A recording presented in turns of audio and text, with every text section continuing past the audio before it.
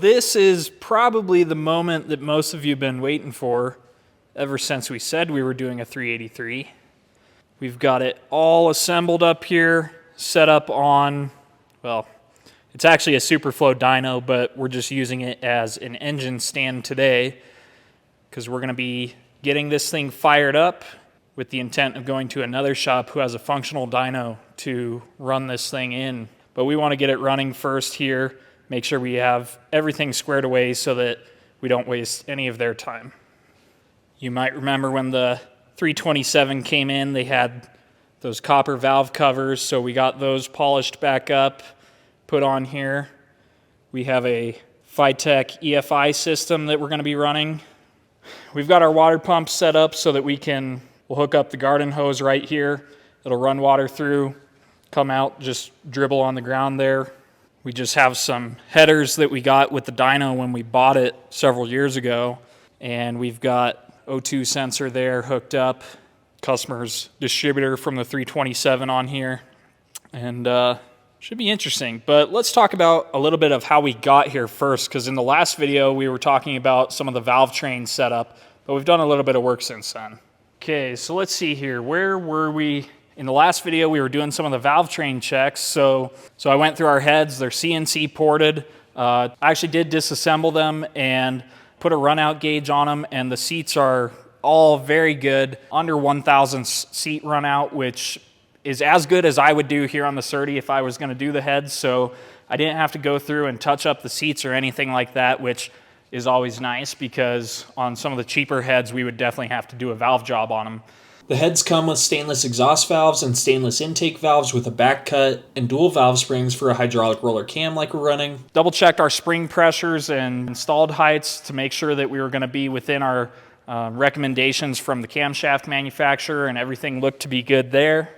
We're running Cometic MLS head gaskets, so anything under 50 RA I think is what they recommend for your surface roughness. Anything smoother than that. The heads out of the box I think were around 40 RA. Our block came out, I think, under 30 RA. Potentially could have gone through and surfaced the heads and maybe improved them a little bit, but since we're already within the recommendation of the manufacturer, I thought we kind of be at the point of diminishing returns there. So didn't do anything else there. Some of the rocker studs do go through into the intake ports, so we installed them with thread sealer, and after getting the adjustable guide plates set where we wanted and the studs torqued, I did go through and tack weld them, which depending on who you ask is unnecessary, but we figured it can't hurt. I did want to paint the block before bolting the heads on, so I lubed up the timing chain and installed the timing cover and taped off the block. I also put on an old oil pan temporary and painted the block black as per the customer request. We got the heads bolted on, went through and set up got all of our lifters in, got the push rods in, adjusted the rockers. Push rods recommend a half a turn past zero lash, so went through and set all of the rockers to that value. We did end up getting stud girdles for this to help, kind of stabilize things on the top end there. So went through, got the stud girdles installed. Going back to installing the heads, all of the bolt holes, we do put sealer on them since they do go into the water jacket there.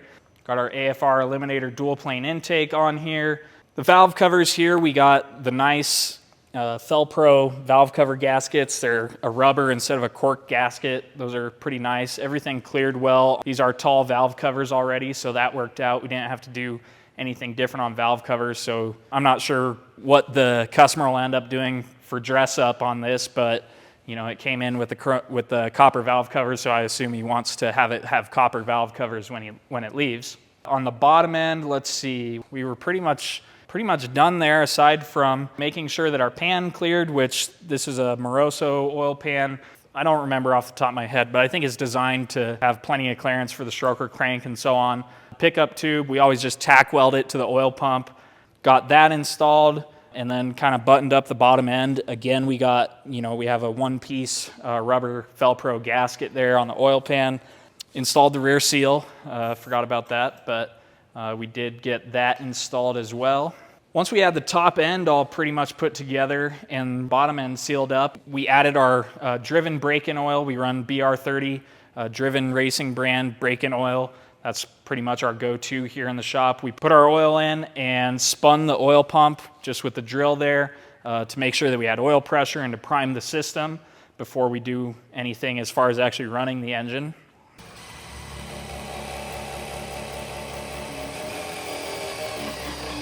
Maybe 40, 60.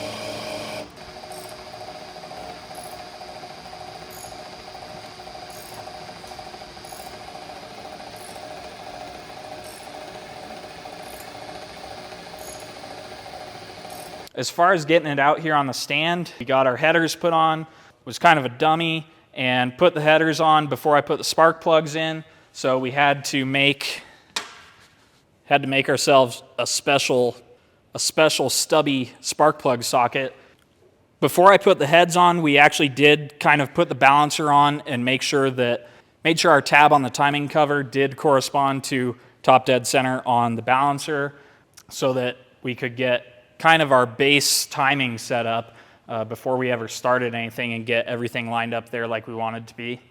Went through, like I said, we got the water pump installed here. We found a belt that we could run just between the pulley on the crank and the water pump pulley there, so that it'll be circulating water when the engine's running.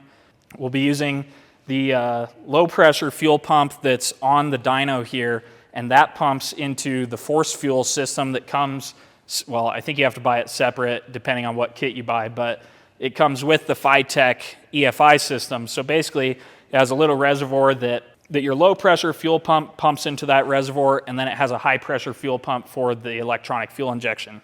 Flywheel installed, we've got the starter on there. We're gonna have to go through, and before we go over to the dyno, we'd like to get it so that it at least runs decent. Obviously, we can't do a ton of tuning when it's just here on the stand, but we can get it running and make sure that everything's good to go, make sure we don't have any leaks, and kind of go from there before we ever take it over to the dyno. And I'm not sure how soon he'll be able to get us in, but we're gonna get on his schedule and see what we can make with it. In the meantime, I'm gonna say let's do the first start. Okay, if you want to kill this thing in a hurry, just pop the vice grips off. It'll shut everything down. Okay. You ready? Yep.